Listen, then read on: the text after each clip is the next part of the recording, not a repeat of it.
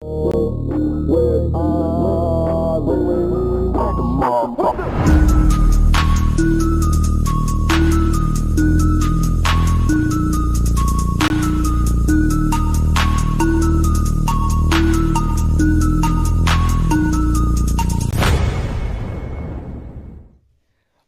is going on, everybody? I am here with the one, the only Kevin Kernan. Kevin, it's been a little while. We talked last off season. It's the off season again, and here we are.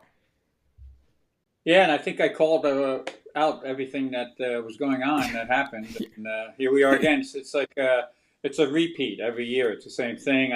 What's it been? One championship in 22 years for the Yankees. So it's a long haul for the Yankees fans. It's definitely hard times right now. So what I want to start out with, my brother actually put me on to your podcast, and I was like, yeah, right. I know Kevin. You know, we did a couple of interviews together, and he put me on to it. So tell me a little about Coach and Kernan? Coach and Kernan, yes, name of it. We got I just did my 85th one this morning. Getting a lot of response. Coach and Kernan, with the ampersand. Right. And it's real simple. First of all, it's a audio podcast. Right. So I wanted to do an audio podcast simply because I know there's, I love yours and things you do, and the visual one is great for so many things. But I want to do a podcast to kind of relate to people where they can be in the summer mowing their lawn, going for walks, and just listen to it. So it's basically, I do it with this guy named Dave D'Agostino. He's very good, Caveman Radio. Dave was a former pro baseball player. He also was a college baseball coach and a college basketball coach. So he really knows sports, and he also has a recruiting service, essentially, I guess that's the word for it, where he places athletes from around the world with colleges. So he's really, my point here is he's locked into what's going on right now today in the world and everything else, and knows the sports. We also do it with Will George, 30-year scout, Cal Ripken's roommate. Nice. So that's he pitched. He was a great pitcher down in Pennsauken, New Jersey for his time. Could throw a football 65 yards, but he decided to go to baseball. Had a good career. It was hot, man. He was one of the good ones, and he hurt his shoulder. One of those stories. But he's been a scout he was with the Marlins. He was with the Indians. He's been with the Rockies for a while, but he was there with Dombrowski in '97. Right. So he has, the reason I'm saying all this, he has all these connections, scouting connections.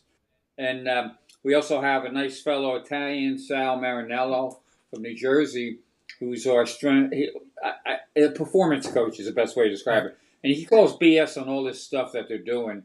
Guys are getting hurt. Yeah. And I've known Sal for 20 years.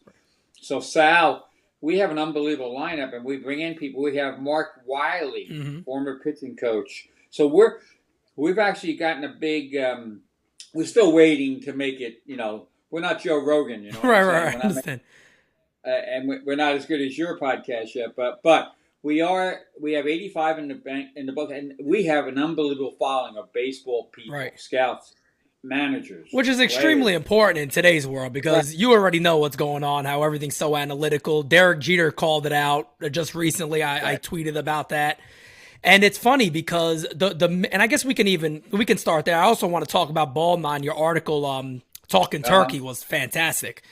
I want to get to that, but the Derek Jeter thing was also. I don't know if you saw the latest one too, where I really just called out the Yankees. So I'll have to check it out, but you do it great. You do it in a really professional manner. Sometimes I fly off the handle. I'm like, all right, maybe that's a little too much, but you got to. It's just at a point now where it's so tough not to call. Like, you have to call it out. It's blatantly right in front of you, and you got to call it out. But the Jeter conversation was pretty comical, because Derek Jeter basically said, hey, look, the game has gotten too analytical.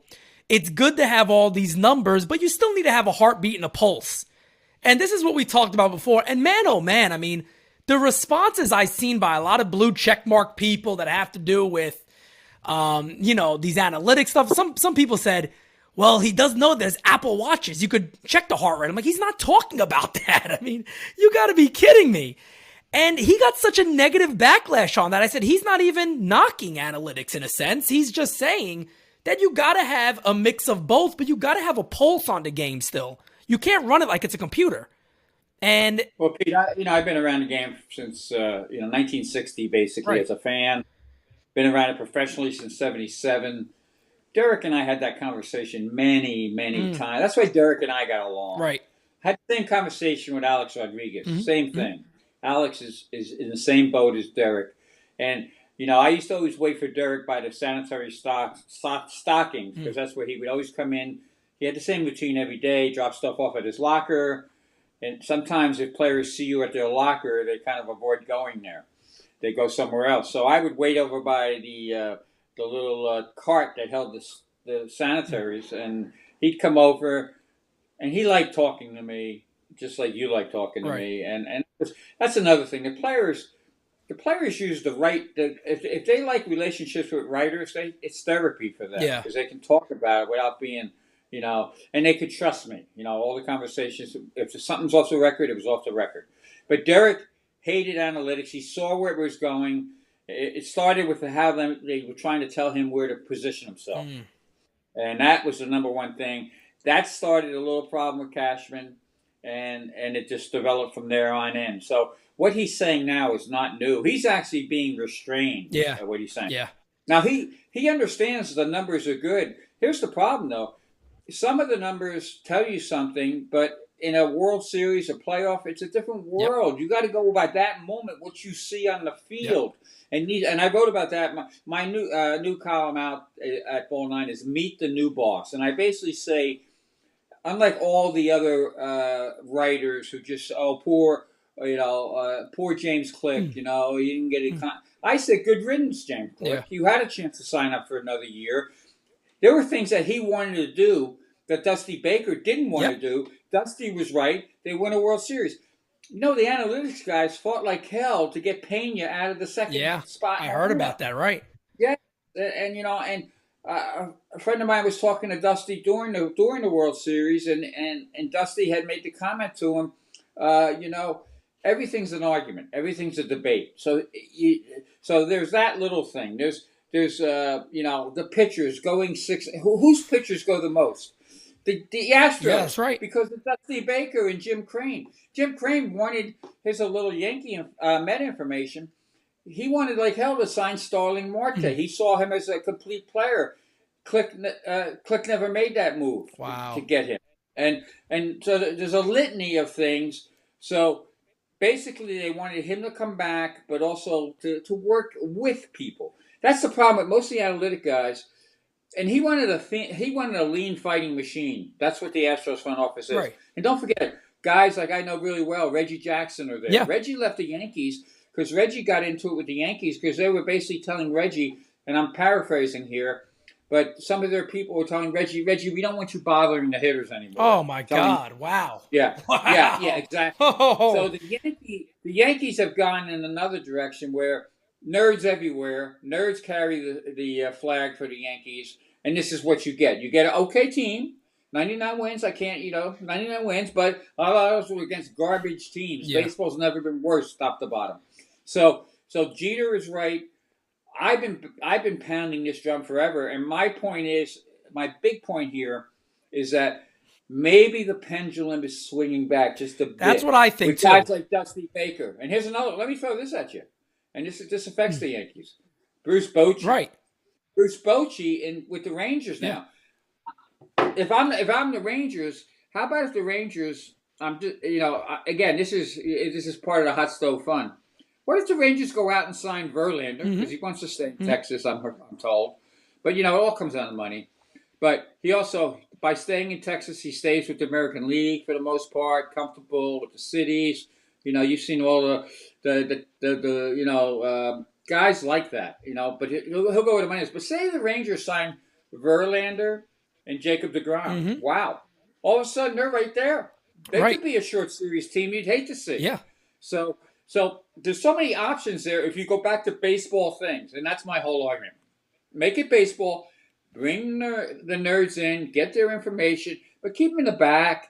Keep them in that room, let them talk amongst themselves. Let them compile stuff.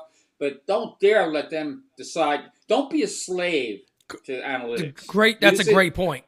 Use it as another weapon. Well, I think that's now with the new rules too, and we can get on that later. Yeah, and I think that is why Yankee fans are so upset because Kevin, I tell you, man, me too.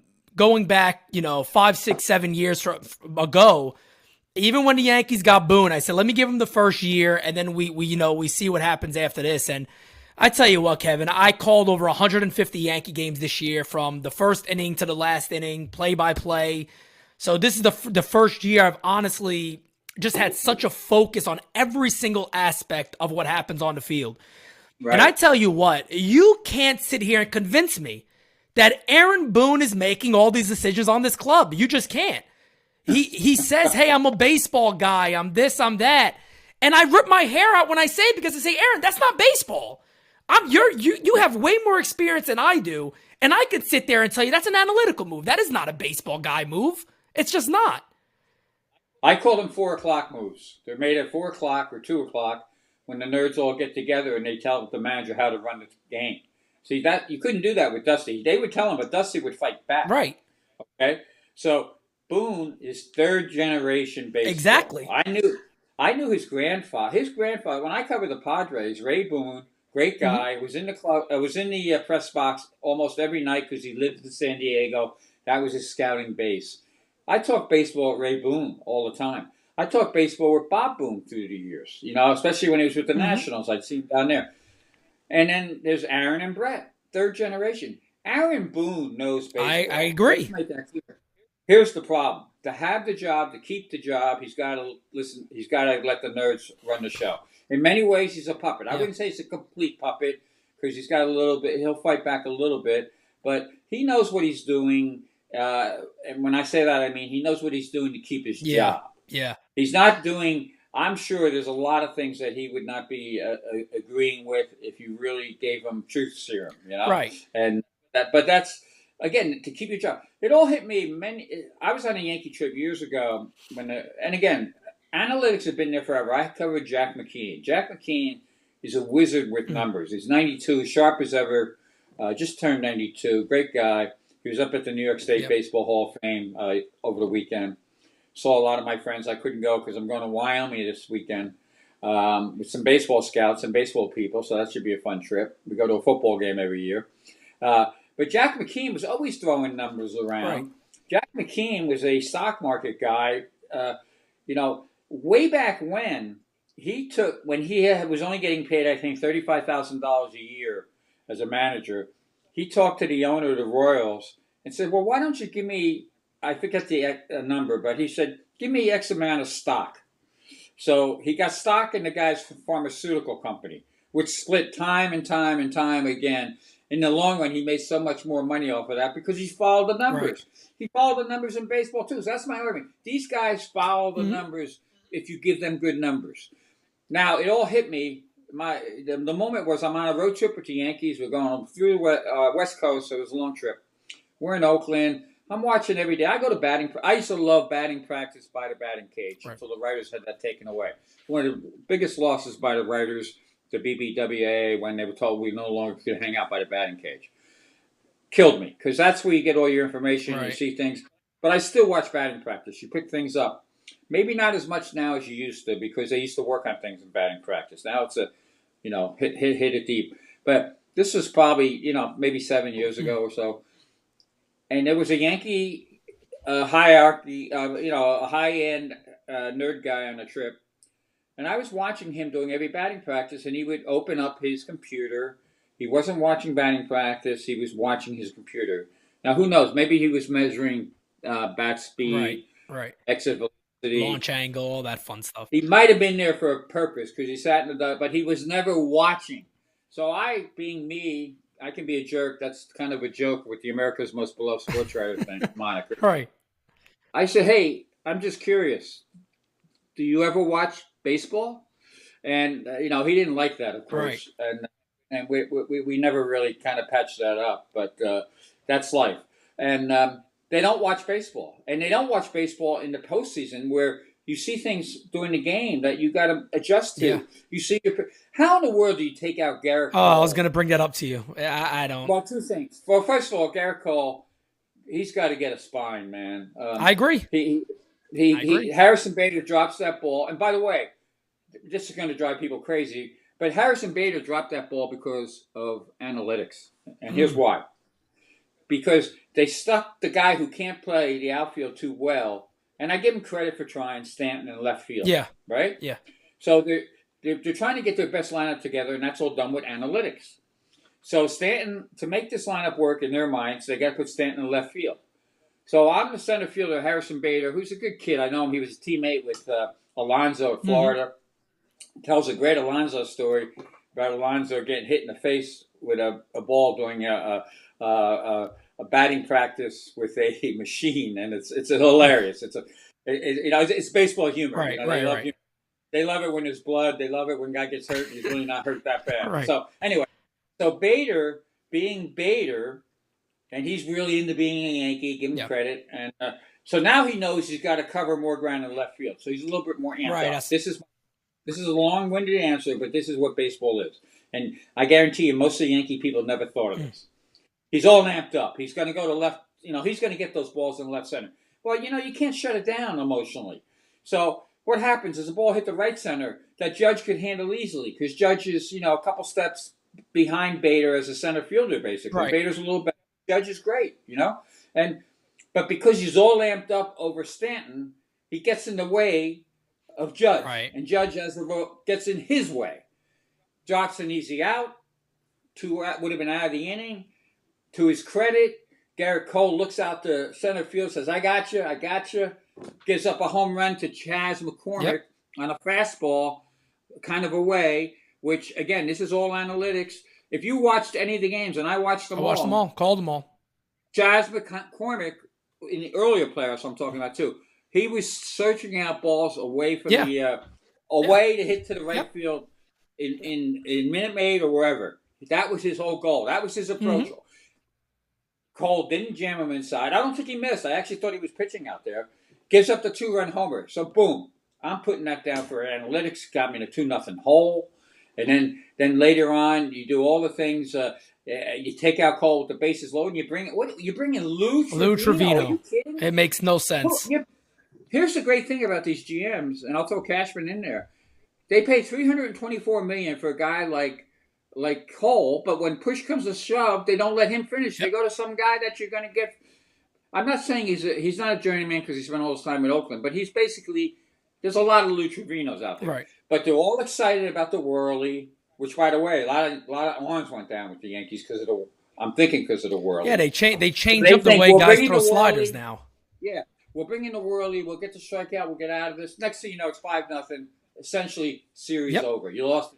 They actually didn't get swept in 4 games. The Yankees got swept in 3 games. 100%. Because that killed them. They had no chance. No question. Once the homer happened, I got it live on when I was calling the game. I said, hey, guys, I'll call the next game, but this series is done. I said, they're not going to a game 5. I said, game 4, it's over. They're not coming back from this.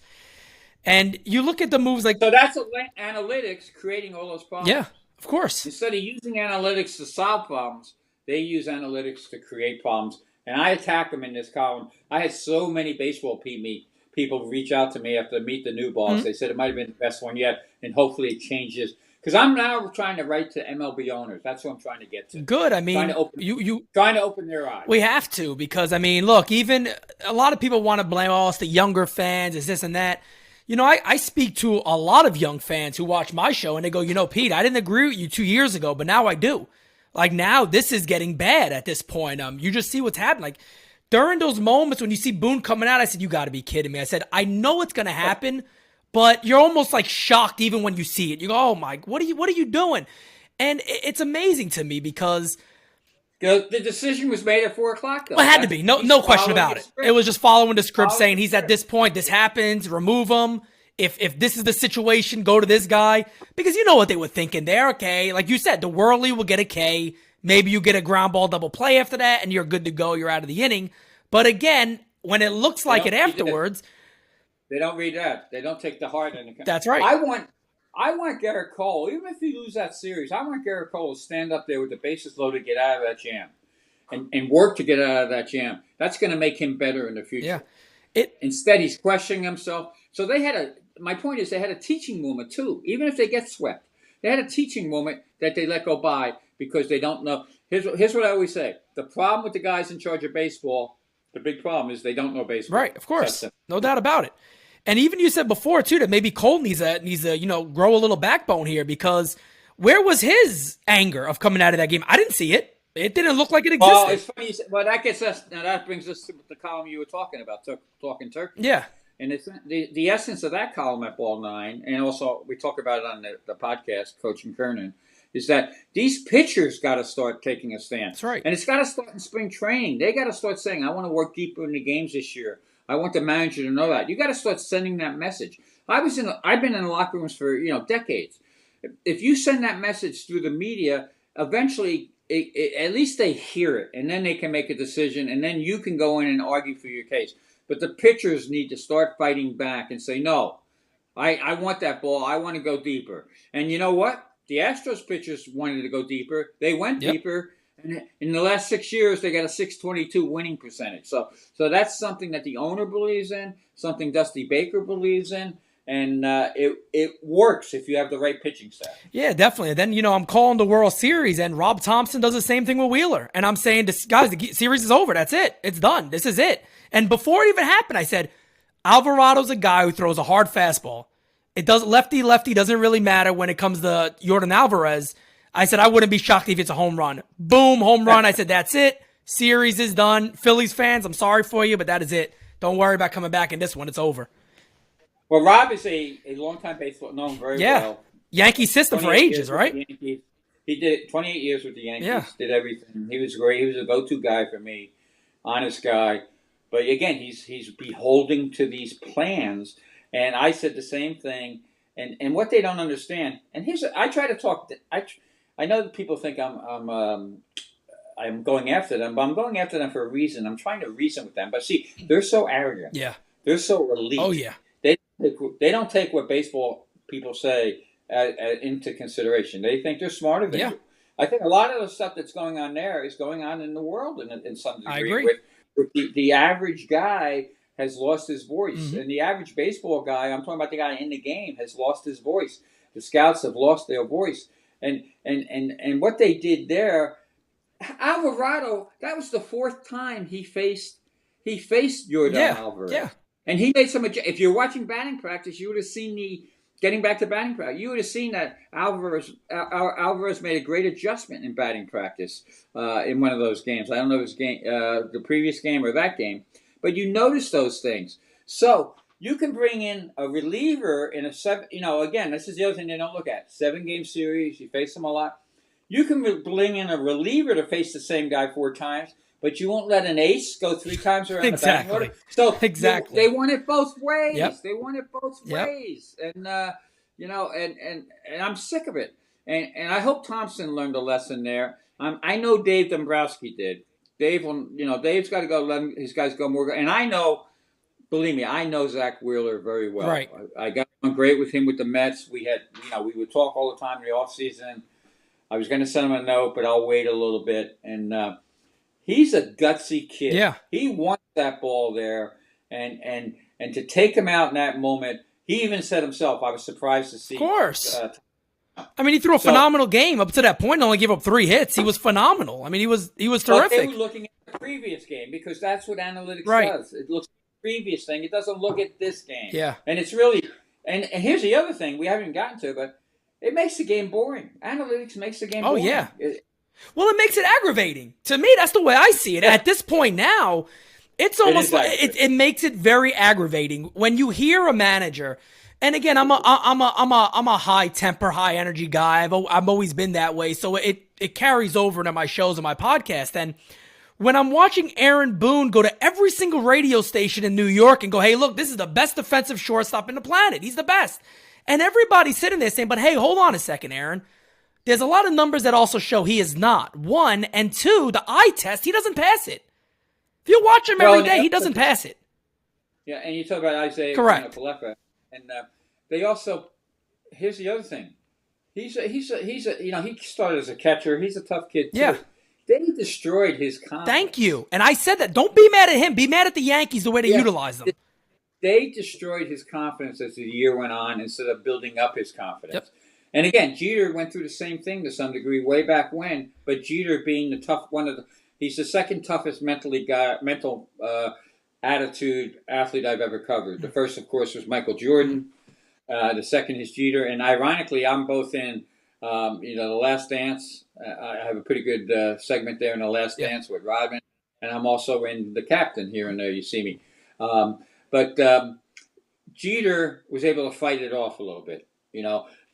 It ate up IKF. Oh, yeah. And also, the other thing, we didn't even get into this. Why aren't they pushing the young guys earlier? Thank you. This is Jeremy Pena. If Jeremy Pena was still a Yankee, he's still being triple. Correct. Jeremy Pena wasn't even one of their top guys. He wasn't somebody that somebody said, that's an easy takeover. If Correa goes, we could fill him in. They just went with the right option. And this is the thing that bothers me so much about Brian Cashman. And it's continuing to drive me mad even into this offseason. His quotes just contradict every single action this team does. All the time. We're getting a stopgap until these young kids are ready. This kid Peraza, everyone you speak to, I spoke to Ozzie Guillen recently, and Ozzie Guillen told me that, he knows his dad very well. And when Venezuela. Yeah, when Peraza was 15 years old, he would be on the field with 18, 19-year-old kids, and he was the best fielder then. And he goes, I don't understand how this kid was not up in July. And that's everybody's opinion of it. He was batting .350 in the month of July, June, 3-something. He was fantastic. And the Yankees always tell us, we're going to pass up on all these guys because the young guys are ready. This guy's a stopgap, but we don't see him till the end of the year. And then they change their mind in the postseason of all times of who the shortstop is. It's insane. Right. It's insane. If you really look at it, it's insane. Everything they do is insane. Cashman never used to be this way. Yeah, what happened? I used to have a great relationship with Cashman. I'm sure now he probably doesn't want to deal with me or doesn't even, he doesn't even want to even admit if I'm right or wrong or whatever. But don't forget too, Cashman used to be influenced by Stick Michael. Yeah. And way back when you had Bob Watson in the mix too. And then and he's got good baseball people in that organization. There's quite a few of them, but he doesn't listen to them. His ear is now beholden to the nerds. And you see it in everything they do. It was funny. I was talking to somebody from the Yankees a few years ago, and they were telling me, it's really weird. And this person had lost their spot in their office. I keep getting pushed out further and further because more nerds. They would hire more nerds. And Cashman keeps a hit. He won't let you know how many nerds they have. Oh, my God. And also little things. Like Cashman used to eat with the media, and then when they went to the new Yankee Stadium, they made a separate, didn't want scouts or anybody eating with the media. That's how controlling he is. Yeah. It's a little warped, to be honest with you. Yeah, it feels that way. The organization feels that way. And it's again, if they didn't have money to buy themselves out of mistakes, they'd be the Pirates. That's a great point. I mean, that's a fantastic point because, again, look, I was talking about this recently. You look at the moves that this team has made. I mean, the IKF Donaldson trade might be one of the worst of all time. And anybody who knew baseball, and again, I know Donaldson from way back when, too. Right. A gutty guy, you got to get him in the right frame. Here's some, remember the whole thing, and I don't want to get into politics. The whole Jackie thing? Yeah. That's Donaldson being Donaldson. Right. And the Yankees really didn't, not that they could, Donaldson kind of painted them in the corner. Right, I get that aspect. And same thing with Judge, and Judge had to take a stand, and Judge said what he said. But the Yankees, at that point, if I'm Donaldson, you can see Donaldson lost some confidence at that point. Oh, he lost a lot. He was getting hot at that time. Yeah. He was hot, yeah. And then all of a sudden he tries to do too much, and then they do we haven't gotten to the batting order, what they did with the batting order. The batting order made no sense. None of it, ever. And again, Dusty Baker fight. You know how many times they wanted to move Pena out of the 2-hole? Yeah, look what happened. It's great to have a contact guy who can hit some power and can run, and in the 2-hole. Of course. Really, that's it. I don't think Aaron Judge should be a 2-hitter. No. I've been saying that for years. He should be a 3. Yes. He should be a 3. Yes. It's so obvious. It's ridiculous. And they've had their chance to have 2 hitters, but they don't, obviously LeMahieu was up there. He's a natural 2 to me. They could have done better, maybe getting a leadoff hitter. Well, Kevin, even when they got Benintendi, they batted them 5th and 6th. It was insane. When they got him, I remember telling my team, I said, finally a leadoff hitter. And he's batting 5th and 6th every day. Or you know what? Put him to. Yeah. And you got, that's right. You got lefty righty, you know, and again, he started off slow because of all that. They get in their own way because they don't do baseball things. Right. They make guys feel uncomfortable. They get them out of what makes them comfortable, and then they wonder why they struggle. Yeah. And it happens over and over again. And again, I know I'm sounds like I'm being petty because they won 99 games, but those 99 games, if you look at them, I had the number exactly in the Talking Turkey thing, I think. But you know, after like at some point in June, they've been under 500. You throw their playoff record in there, they were under 500 from basically the middle of June on, or whatever it was. You know, so don't give me the 99 game thing, all right? And a lot of those games they won in like desperate situations. Right. Kind of got lucky wins. I would call them lucky wins. You know. Yeah. And the same thing they do with the lineup, they do with the bullpen. Yep. That's why they go through bullpen guys left and right. And again, here's another thing. How about these 3 words? Hit, strikes, hard. Yeah. What happened there? Are you kidding? I covered Tony Gwynn for 10 years. Tony and I talked hitting for 10 years every day pretty much. And again, every hitter's got to do it, but there's no variables no flexibility in the Yankee. Everything's got to be hit, strikes, hard. Now that may work for Judge, but even Judge, I would love this. I love when Judge shortens up and goes the other way and gets a single and then steals a base. That's why I think somebody should really go out of their way to give Judge whatever he wants and sign him long term for all, not just the home runs, but I'm talking about all the other things he brings. Yeah. And the Giants, I know we're picking on the Yankees, but I'm picking on if the Giants don't get this done this year, that shows you that franchise is in bitter straits for many years. They were only good last year because they had the veterans present, Buster Posey, 2 years ago. Buster Posey, Crawford, and one other I'm forgetting. And that made them the Giants. Right. They lose Buster, all of a sudden they stink again. Yeah. So the Giants, to me, this is a moment of truth for the San Francisco Giants. Do whatever it takes to sign Aaron Judge. Bring him in. He changes culture. He'll be a great bat. He'll be a great defender in a big ballpark. And here's the other thing. Judge told me this years ago. He goes, Kevin, I can play first base too. Yeah. The Yankees never asked him to play first base. They could have gotten away from a lot of these issues. Wow. Putting Judge at first base. They have no creativity. They have creativity. I say that all the time. It's weird creativity. I say that all the time. It almost feels like, in a sense, I don't want to say the game has passed up a Brian Cashman, but I just feel like there's a time when guys wear out their welcome. I feel like it's just sour now with Brian Cashman. No matter what happens, there's nothing I feel like he can really do to put this team on a better path. Because even when I talk about, they got to figure out a way maybe to get rid of Donaldson, these bigger contracts, I just don't feel like he's the guy that can get that done creatively. I don't think there's enough creative mindset for him on making these type of deals. When other teams dump these contracts and they move on immediately, I don't see Brian Cashman saying, hey, look, I made a bad deal here. Let me move on from it. Montas probably isn't going to work out. Let me move on from it now. I see him saying, I can't. I won't do it.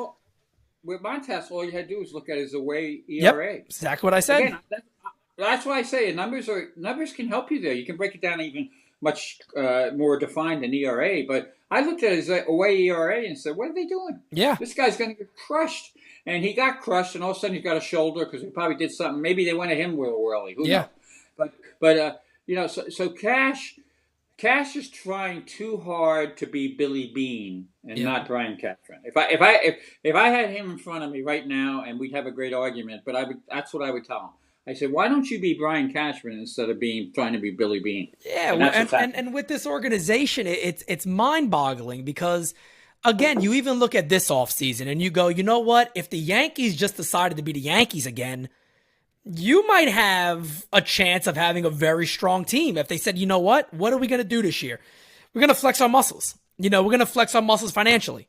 You got guys like Carlos Correa out there. You got guys like Aaron Judge.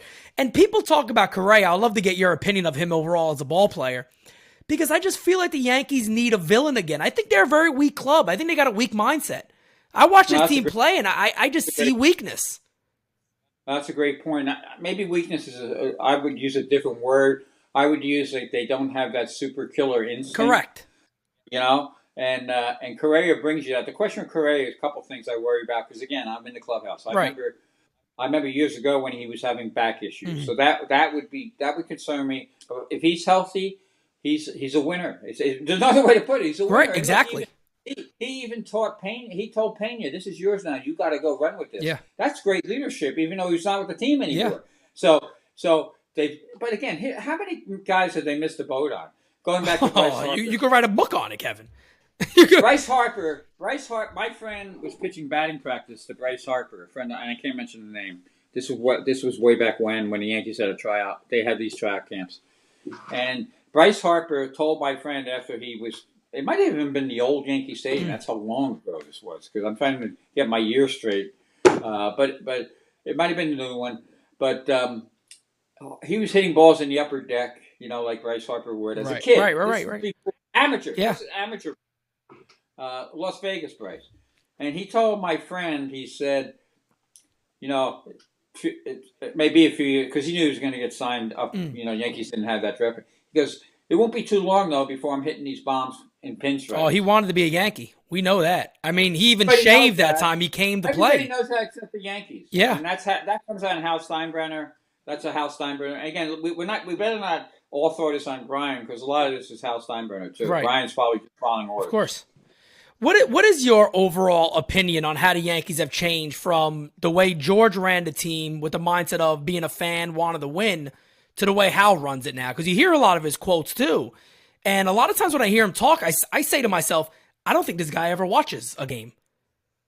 He probably doesn't. He might casually watch it. He loves flying. Let me give some background on him. I remember I did a story and I got along great with Hank. Hank was more my guy than Hal. I hear he was a lot more like George. Yeah, and Hal's a nice guy. Don't get me wrong. Right. But is his heart really into it? I don't think so. Yeah. And I'll give you a perfect example. I asked him. I was in his office, and I said, "What's the difference between you and Hank? Brothers. What's the difference?" And I wasn't talking about physical difference. Hank was built more sturdy and things like that. I was a little skinnier.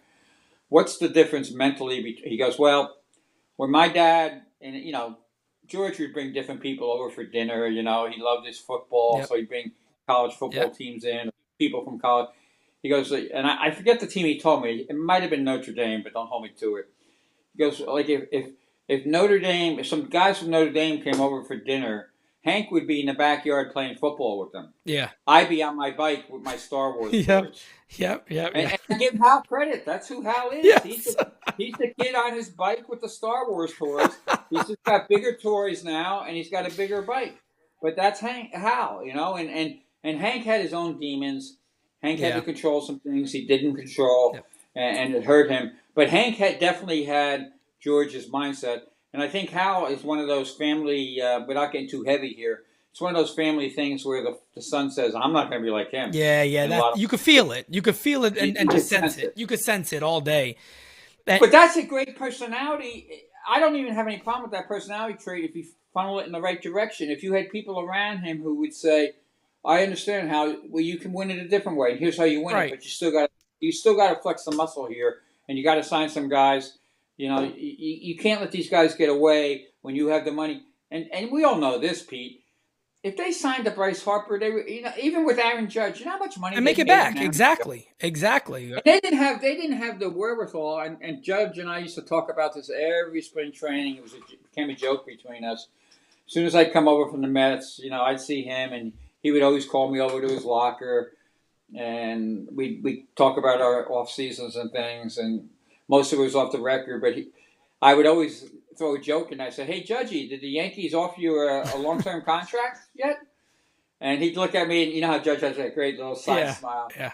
He'd give me that smile, and he said, "Come on, Kevin, it's the Yankees," and he was right. Wow. All these years they could have signed him. Yeah. And even after he had some health issues, he fixed it. I remember we had a conversation. I said, Judge, you got to stop running in the walls. Why are you running in the walls?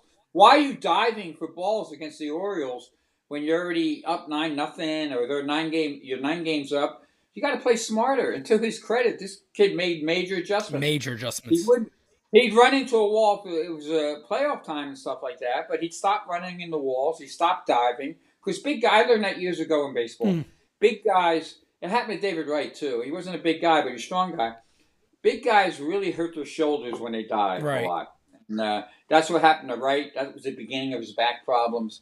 And it would have happened. It would have happened when he had. Remember when he broke that ninth rib and he misdiagnosed it, I think, for a while. That was a dive. Yep. So my point is, if I'm running the Yankees, I'll say, yeah, he's been hurt in the past, but he's made some good adjustments. I just had a great conversation with him. He's really doing different things with his body. He's getting leaner. He's not being a musclehead in the gym. So I think this is a sign that could help us. If they had the wherewithal to do that 4 years ago, they would look like geniuses. Of course, now. I spoke about this, and I don't know if you agree with me. The minute they put that Judge's Chambers out there, a contract should have came along with it. Absolutely. I mean, it just makes all the sense in the world. You're making a commitment to a young star.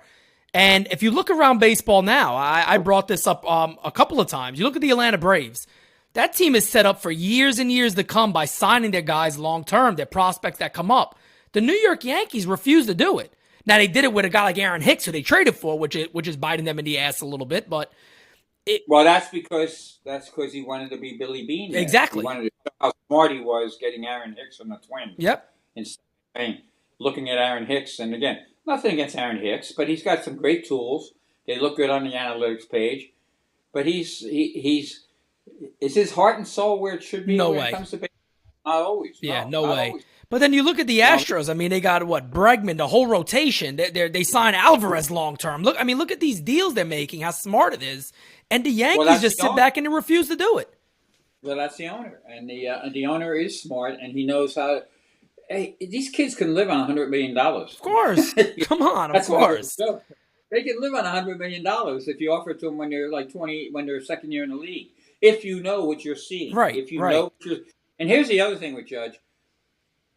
I hear this from some writers too about the Yankees drafting has been up and down.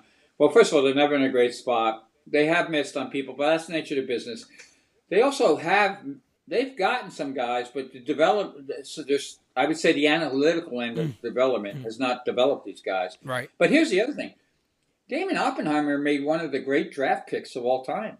Getting Aaron Judge when he got Aaron Judge. That's a great draft pick. Shouldn't that be rewarded as well? And, getting back to what you were saying, how about if you have a press conference early on, you sign Judge long-term, you bring in Damon Oppenheimer, and you talk about then as a Yankee fan, how are you feeling after that press conference? You're psyched out. Right, of course. They don't even have the common sense to do that. That's how dumb they are. So you mentioned earlier that if you were running the team, I have to ask you this question. If you were in that position right now, immediately, the first thing you do in the offseason, is it to change leadership when it comes to Cashman and Boone, or are you comfortable with them running this club? Well, that's a Hal Steinbrenner. If I were Hal Steinbrenner. If you were Hal Steinbrenner, you would have changed. Yeah, I would change. There's a lot of baseball people in the organization who are good. I might even reward from within. Right. I might have a conversation with Cashman first, saying we need you to do this kind of stuff and be this kind. Because he's a hard worker. He's a survivor. Yeah. He's a survivor. So if he takes that energy in a positive baseball way, I think he could work with somebody. Mm-hmm. But I would almost do the click thing where, okay, you're up here, Brian, but your manager is up here too. And then all of a sudden, my manager I would have hired. It was a no-brainer to me, especially. And I talked to Bochy about this years ago, after he left the Giants. I would have hired Bochy a couple of years ago. Oh, it would have been fantastic. That would have been fantastic. Nobody builds a bullpen better than him. Right. Don't think he's at that age where it's passed him by. Right. We'll see. Right. We'll see. But a couple of years ago, he was still on top of his game. This is what I would have done, even if I kept Brian. I would have brought Brian Sabian back to the organization. He's still got the heart and soul of the boss. You talk to Sabes for 5 minutes. Remember, you're talking to the guy who told Brian Sabian in 2010, and Sabes will say it on the record. I told him, I said, Brian, this was late in the season. I said, I was out there covering them for some reason. You're going to win 3 of the next 5 World Series. Wow. And he looked at me like I was crazy. And I said, here's why. Because I saw it back then. This is 2000, what are we talking, 12 or whatever? 2010. I saw the analytics moving in, and I said, listen, you have good baseball people, but you're also smart with the analytics. You'll be able to make adjustments and make those trades. You have Madison Bumgarner coming. You have guys that are going to be able to be rocks of the franchise coming. Right. You got Posey. I said, all you need to do is make a little trade here and there and bring in a Scudero. I didn't tell them Scudero at the time, but that's what they did. They brought in a Marco Scudero. Yep. Remember what Scudero did his first time with the Giants? He was a world beater in the postseason. So I knew that they were going to win a lot because they had good baseball brains with some talent coming. And that's what I would do. I would bring in saves for a conversation. There's a million people you could bring in. Right. There's so many people out there now that don't have jobs that are yeah. good. You know, I would probably bring in maybe again. I would have a super power front office. Yep. That's where I would put I agree. money in. And I would do that. I would get the everybody loves the guy from Kansas City in the game that just lost his job. Yeah. The 2015 Royals. I would bring him in maybe to oversee things.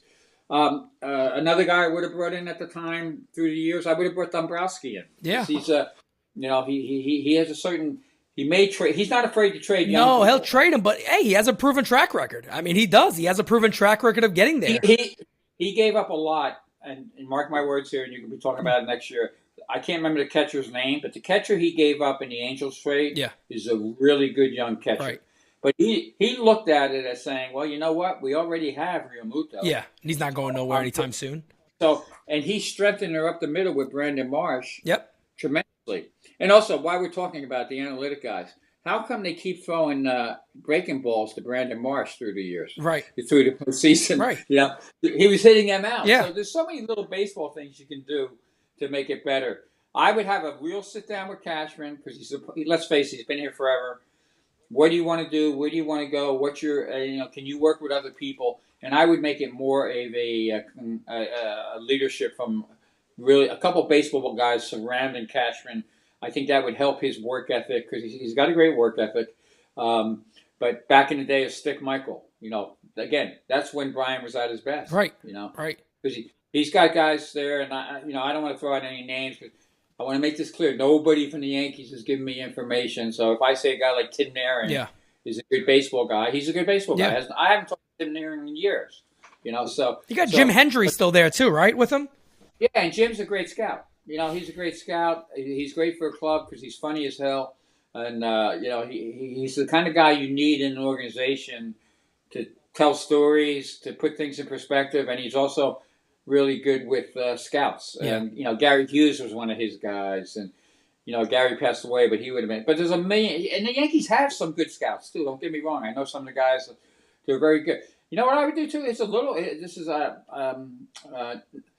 his name is Nichols, his last name. I can't, and Mike, I think. He's got a nickname. But he goes, but he's the guy who signed, he found Jacob deGrom, pushed the Mets to sign him and draft him where they did. He found him in Stetson, and my brother was a sports writer in that area, so I know this story, and I talked to Nichols about it. He found Jacob deGrom. He would be like one of my pitching. He got fired like a year or so after signing Jacob deGrom. Wow. So baseball makes so many mistakes. It's unbelievable, and he's out of job right now. Wow. So to answer your question. There's a million things I would do. Yeah, there's a ton of names out there. So just finishing up here with the big question, of course, and that is Aaron Judge. Obviously, you already said, I think everybody believes right now that it's either the Giants or the Yankees potentially. Now, as a Yankee fan, and when I think about it in a Steinbrenner sense, how do the Yankees let him go? I mean, if there is a bidding war, how do the Yankees lose that? I mean, what is the team next year without Aaron Judge on it? I mean, who shows up to the stadium? How many people want to see the Yankees at that point? So as a business aspect, to me, it's a must for the Yankees. Yeah, it's a no-brainer, but let me throw this at you. It's been a no-brainer for 4 years. That's a great point. That's a phenomenal point. It was a much cheaper no-brainer 3 years ago. Yeah. And here's the other thing, and again, I know his parents, great people. I was the first one to interview Judge and find out he was adopted at a day old. Parents are, basically phys ed background, nice, wonderful people who hold their kids accountable. They have great kids. His wife is from his hometown, too. Yep. I think they met in high school. being older, I know how this is. Does Aaron Judge does it matter? I don't know. I don't know this answer, so I can't give you the answer, but I'm going to throw. Does he want his parents on flights all the time coming across country when they could, when they can take the private jet from, Linden, California into San Francisco, or have the apartment in San Francisco, with the money he signs for, or in that area in the suburbs outside San Francisco, where his parents can see him too. I think that's an important key here. I think he's such a family guy. And here's the other thing that's important.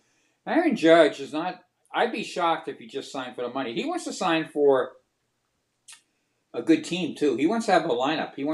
That's why the Giants have a lot on their plate. They need to sell Aaron Judge as not just about money. It's not about coming home and having your family there. It's about, we're going to be in the playoffs every year, and we're going to try to win those playoffs, whatever it takes. So if they take that approach, I see him. I see him sign. I would say it would almost be a mistake not to sign with the Giants. Wow. If he feels that the Yankees are running, if he's running the same treadmill over and over again. And here's another thing I think that's very interesting. Look at any shot from Yes in the dugout. He's always talking to two guys, Stanton, or he's talking to Rizzo. Yep. He was very close to Rizzo. I told him Rizzo was finally the wingman that he needed because Rizzo did so much. And by the way, Rizzo could have batted second. Yeah. There's another guy who could have batted second. And he would imagine how Rizzo would succeed at second, with knowing that they don't want to pitch to Judge. Of course, to get a lot more pitches to hit. Yeah. So, but again, that's just another point that got past the Yankees in a lot of ways all the time, because you go with a million guys in the other way, but Rizzo opted out at the same time. Now I know that's the play now. Everybody opts out. Right. Because you're almost going to get more money from the dopey owners. But how about a package deal where the Giants sign Rizzo and Judge? That's what I was thinking. Yeah. Yeah, and then they do something to clean up the pitching a little bit. They maybe get away from a little bit of the goofy things they do, like walking around the outfield with their shoes off before games. Right. That's another part. The Yankees have that going for them, because I don't see Judge as being that kind of guy. Right. But so maybe Judge, this could be like a LeBron situation. Yeah. I'm going to play with the guys I want to play with. And that softens the blow. If he signs with San Francisco, somebody else, and he brings his guy with him, Rizzo, that's a pretty good, he's already in a great comfort zone in that clubhouse. If that's the case, I gotta follow up with this. If that's the case, what the hell do the Yankees do? Well, then you got to pivot. You got to pivot big time. You got to pivot to pitching. You got to do a Rodon potentially, maybe DeGrom. I don't see DeGrom going there. I think the Braves blew it. The Braves, when they signed Charlie Morton, was a bad move. They should have saved all that money in that spot for DeGrom. Mm-hmm. I just see DeGrom again. I sometimes maybe I lean towards personalities, and I know DeGrom so well. I'm probably the only writer that's been in DeLand, Florida, with him. Right. So he's a Florida kid. I see him wanting to get closer to home. And I want to, maybe get out of a little bit of the rat race. Now, he's going to play it well because he's got the richest owner there, and he's going to say, oh, man, I want to be a Met for life. Right, of course. But as the price drives up. But I could see that's what they should do, but I don't think DeGrom. The question is, will players want to go there? If Aaron Judge, that's another thing the Yankees are looking at if they screw this up. If Aaron Judge turns down the Yankees, then what are other players? That's true. That's why I say I almost start from scratch. If they lose Judge, I try to get younger really quick. I try to find a young star, make a deal for him, and go from there. And you can retool. You're the Yankees. It's not the end of the world. Right, of course. The Yankees got it better than anybody to do that. One championship in 22 years. Maybe there's a year it takes to build. Well, what's the big difference? One in 23 years. Yeah. So that's what I completely pivot to an athletic, less home run oriented team. You still got the home runs because it's Yankee Stadium, right? And that's part of the package. But and here's another guy we didn't talk to, but I assume, I'm just guessing here, that they're going to trade Glaber this offseason. Me too. Yeah, I 100% believe Glaber's going to be gone. I think that opens up that second and short for Peraza and Volpe if they want to go that route and make those guys kind of battle over that a little bit and go from there. The last thing. And now, if they keep Judge, let me throw this out Yeah. there. If they keep Judge, the first thing I do is I call up Volpe. Of course, no doubt about it. Because Volpe, from what I've heard, he's got the same attitude as Judge. Now, some of the geniuses in the analytical department were trying to switch some swings on guys in the Yankee. The kid they drafted a couple years ago, that's a natural hitter. He was from like Illinois or somewhere. He went south, and I think that's because they were trying to forward his swing. They're trying to make them all have that hit strikes hard swing, as opposed to this kid had a contact Jeff McNeil swing. Yeah. But I go young. I changed the focus right away to, okay, we're building for the future, and when we come back, we're coming back as a dynamo. Yeah, I agree. And when it comes to the hit strikes hard, I actually called it all season. I said take strikes hard is what they did. They took strikes hard. That's what they did. Forget about swinging. They were taking them right down the middle all the time. Because, let me give the listeners some insight, because they're into guess. Because of the analytics. They're told this, he's got this percentage of throwing this pitch in this time. It's all in their head. So they're looking for that pitch, and all of a sudden Josh Donaldson's taking a strike right down the middle because he was told by the analytics department that 60% of the time this guy will throw this. And the other thing is, here's what they don't understand with hit strikes hard. And I saw one of their minor league guys. I don't know him at all, but he put out a tweet the other day about how great they are throughout the minors and their batting average or whatever he said. I forget what he said. Maybe it's hard hit rate, some BS thing. Right. It's okay to hit strikes hard, but when you're in the playoffs, now all of a sudden you're facing monster pitching, especially the deeper you go. Yep. When you're facing the Astros pitchers, you think it's easy to hit those strikes hard? No. That's right. And sometimes you got to take a duck fart, and you got to just barrel something this way, awkward, and you got to turn it into a double, or you got to run the bases, you got to steal a base, you got to do things. So the whole philosophy is. You know what I say? The whole philosophy is great for someone who never succeeded at baseball. Makes sense. Charge. That's right. Because they don't know how hard it is to hit strikes hard. It's great pitching. That's right. And the last thing I want to finish off, this has been going through the media like wild, and I got to get your opinion on this. This whole new narrative that Yankee fans are pushing players away and players don't want to play anymore. Can you please, you know your stuff better than anybody else who wrote this. I don't care.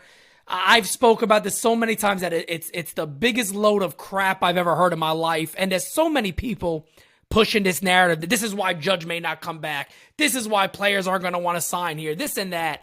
What's going on here with this? Well, most players understand, and they may even not always say the right thing, but they understand that if the fans are booing, it's because they've taken it so hard. Right. They care so much. And you can turn that around with one base hit. We all know that. So, fans, there are certain players, we've seen it forever, going back to Ed Whitson, the horn cut out for New York. Yeah.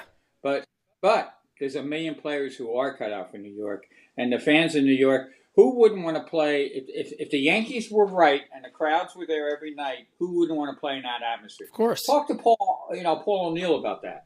Paul O'Neill came from Cincinnati, and he loved playing here. He didn't think he would love it as much as he did, but he loved it because the fans were a living heartbeat of the team.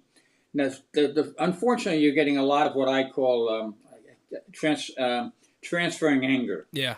The fans are transferring that anger that they have from Cashman onto the player, booing him because he failed in that situation. They're really upset at the Yankee organization and Boone. They're really upset with Boone. I was going to say, or they listen to his post-game comments and they take it into the next day. Another pro tip from AMBS would be stop calling everybody with the EY on their name. Oh, God, yes. Heavy, Booney, this, that. Just come on, do what Dusty Baker does. Dusty's a leader among men. I mentioned this in my last article for BallNine, but I go to Vieira. I used to go early, and I'm in Dusty's because we have a mutual friend who's very close.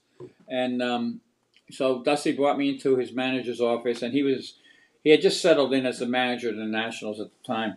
And he's got all these. If you know Buster, he's eclectic. He's got everything from everyone. He lives a very interesting. He is the world's most second interesting man. and so I look at, and again, I covered the NBA for years, so I know my NBA stuff. I know my basketball. I did college. I did the NCAA's. So I'm looking back, and I see the pyramid, John Wooden's pyramid. With great, how to build success. And I look closely. And it's signed by John Wooden, So Dusty has taken all that information and all those relationships and he's made himself an interesting conversation. That's why the players love him. Right. You got to have more of a personality. You can't be a robot. You can't call everybody Ewok. Everybody's got to. It drives me insane. Yeah. If I hear Sevy one more time. And how about Sevy? Instead of calling him Sevy and saying this about, how about? I know this is going to drive the people crazy. He's pitching no hitter. Let him go a little longer. See what happens. Oh my God, I know. Maybe he has a 6-pitch inning. You know what I mean? Do it when you pitch a no hitter. You know what that does for you mentally? Oh, your whole team, I would assume it does something for. Yeah. The Yankees don't look at anything like that anymore. Nope. Everything is just rock hard numbers. So there's a lot there. We talked about the manager who we would have done. There's a lot of good young managers. Boone needs somebody to give him a kick in the butt and say, this is not. He's too soft on the players. Way too soft. I got to bring this up about his most recent press conference. You know what drove me mad? He stated, I don't watch him anymore because I can't stomach him. I'm right there with him. I get aggravated. I get agita when I watch him. I said I can't. So I'm sitting there and I'm hearing this, and he goes, do you worry about losing your job? He goes, no. He goes, when I was a free agent, I was going to be, and I had my chance to come back. I wanted to come back for the camaraderie. And I'm sitting there going, what are they, your best friends? Or are you the leader of this club? I don't understand that mindset. It's like a kumbaya session every day. I've been using that word kumbaya for years with him. And again, you see, again, let's go back to real life. A lot of parents are like that. Yes. They don't want to be parents. They want to be friends. They want to be friends, right? Want to be a manager. The word says what you should be. You're a manager. Yep, you manage. That's right. You manage. You're not a coach. You have coaches that can do that. And if you're really smart, you hire a coach who is a designated hard-ass coach. Damn right. Rob Thompson has that in Dickerson over there. There's all kinds of, he was many years with Buck. Yeah. I was talking to Alex Cora one day, and Alex Cora loves, and this told me a lot. He loves the Mets bullpen coach. I can't think of the guy's name right now, but he was saying how he's the best bullpen coach in the world. And then I started watching more closely, and it was unbelievable. I was watching the relationships that those Mets relievers have with that bullpen coach. And so you can get coaches like that take your message, but you need to be the guy that makes the hard decisions. And you need to be the guy that can go into that front office and tell the nerd, no, we're doing it this way. That's right. You got to, and if we don't do it this way, it's on you. Yeah. You got to put the nerds under fire so they lose their job. It's not always the manager and coaches that lose. And I think that's the reason why Yankee fans are so fed up with Aaron Boone, because you'll hear him talk and you go, but you don't do any of this. So you can sit there all day. I'm a baseball guy. I'm this. I know how the game works. I know how the game is played. And we'll sit back and go, well, your last name's Boone. I'd assume that. I'd assume you know how to manage baseball. But then you watch him on the field and you go, Aaron, come on. You just think we're all stupid. And nobody calls it out. The beat writers don't call it out no more. And it's like everything's a giant kumbaya session and everything is fine. He's got one other flaw that's really bad I'll tell you about right now. And again, if you watch games, you see it. And I've talked to umpires about this. He gets on umpires way too much. Yeah. The way he gets on an umpire in a belittling way, especially young umpires that come in and they may make some mistakes. And believe me, the umpire, even though it's not like it used to be, with your Joe West of the world and guys like that, they've noticed it. They've noticed that he has a tendency to bully, for lack of a better word, somebody's umpire. And after a while, that word gets around, and then whatever you say doesn't matter because they know you're. In their minds, they know you're full of it. So you're going to get more bad calls. Yeah. You'd be much better off taking the approach Like Judge, when are we going to realize Judge is 6'7"? He's going to get some bad strikes called on him. Yeah. And God forbid when the electronic AMB, what is it? AB, automatic strike ball call comes in, ASB or whatever. I'm AMBS, but it could be a different strike zone for Judge now. He'll have to adjust. But so boom, here's what I see in a nutshell. He's been in baseball forever, but he doesn't use that knowledge like he should. He's too close to the players. He's too friendly with them, too much kumbaya. Yep. He gets on the umpires too much. You didn't see Dusty Baker screaming at umpires when bad calls were made and things like that. There's a way to handle that. So some of the big things in baseball he messes up. Yeah, I was laughing when he talked about bullying because one of my great moments of a rant when I just flipped is one day, I think it was 2019. Boone got thrown out of a game, and he goes to the media in the press conference, and he goes, I kind of feel like I was getting bullied. And because I said to them, well, you got to fire this guy. How can you do that? This guy's 40-some, 50 years old. Get rid of him. He can't say he got bullied. Who does that? I said, this is insane. And who talks like that? You know, thank you. First of all, even if somebody's bullying me, then I'm fighting back, you know. Well, thank you guys so much for checking out the interview with Kevin Kernan. Kevin and I got a little disconnected there at the end. Weren't able to get it back up and running, but we got everything done. We were just about to wrap up. I hope you guys enjoyed it. I always enjoy speaking with Kevin. He's loads of information, extremely knowledgeable, and tells it like it is, which is, of course, what we love here at NYY News TV. So, guys, do me a favor. Make sure you share this out. Get clips from this. Share it out to your friends. We got a job to do here, man. We got to get baseball back. We got to get things going in the right direction for our New York Yankees. And look, one baby step at a time, one video at a time, NYY News TV is here to get it done. So again, guys, for the interview with Kevin Kernan, we thank you all. Until next time, I am Pete Simonetti. I'm out. Adios.